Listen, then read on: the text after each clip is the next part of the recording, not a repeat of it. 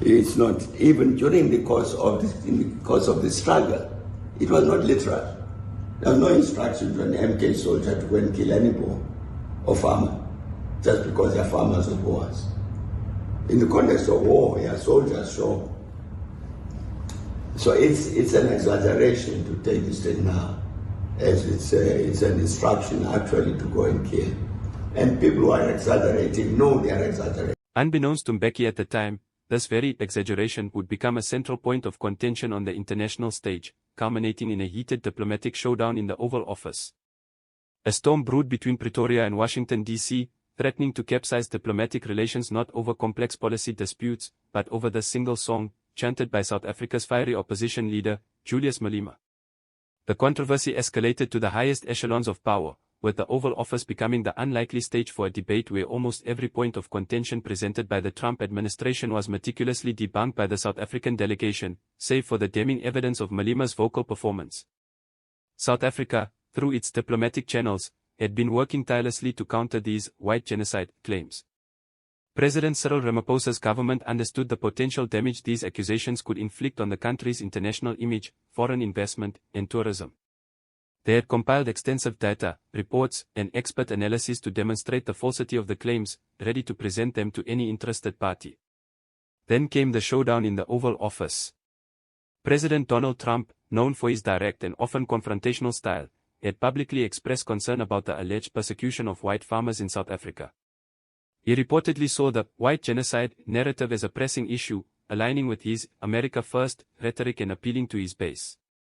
When the South African delegation, led by President Ramaphosa, arrived for a crucial meeting, they were prepared for a robust exchange. The South African team, comprising seasoned diplomats, legal experts, and statisticians, systematically dismantled every piece of evidence presented by the Trump administration regarding the white genocide. They provided comprehensive crime statistics, demonstrating that violence was a pervasive issue in South Africa, affecting all communities. They highlighted the government's efforts to combat crime, including specialized units to address rural safety. They presented expert opinions that debunked the notion of racially motivated targeting. They explained the complexities of land reform, emphasizing that it was a constitutional imperative aimed at addressing historical injustices, not dispossessing white farmers. For every accusation, they had a well-reasoned, data-backed rebuttal. The Trump administration's evidence, often anecdotal or drawn from unverified social media posts and partisan news outlets, crumbled under the weight of the South African delegation's meticulous presentation.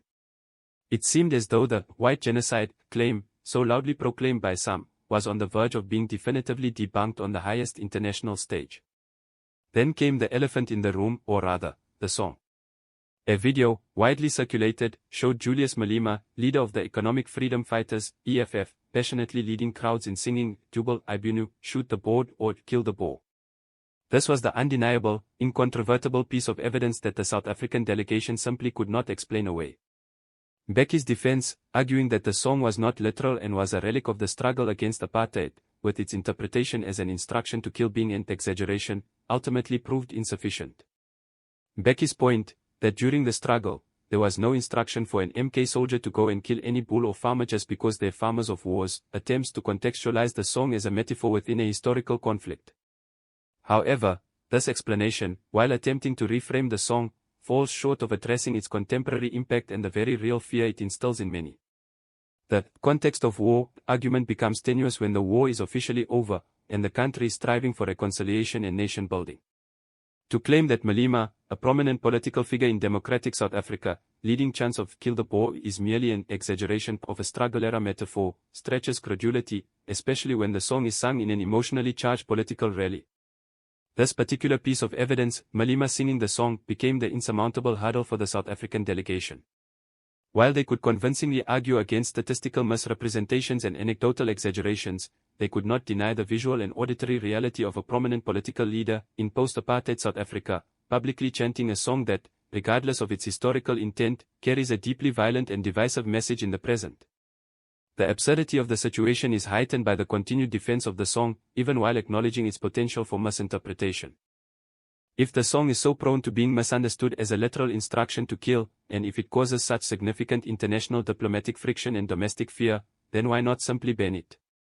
The argument that it's a historical struggle song loses its weight when its present-day performance actively undermines efforts at national unity and international relations. If the song is so easily misinterpreted to the point of being considered a direct instruction to kill, as the Mbeki transcript suggests people are exaggerating it to be, then its continued use, especially by a political leader, becomes highly problematic. The very fact that Ramaphosa's delegation, armed with irrefutable data and compelling arguments, was able to dismantle every other aspect of the white genocide claim, only to be stymied by a single video of Julius Malema singing "Kill the Boer," underscores the immense damage caused by such rhetoric.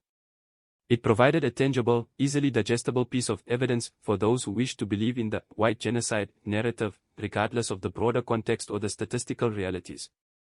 In essence, Julius Malema's performance of "Kill the Boer" handed a powerful weapon to those pushing the white genocide narrative. It served as a powerful visual and auditory confirmation for those predisposed to believe the claims, effectively undermining the meticulous efforts of the South African government to set the record straight.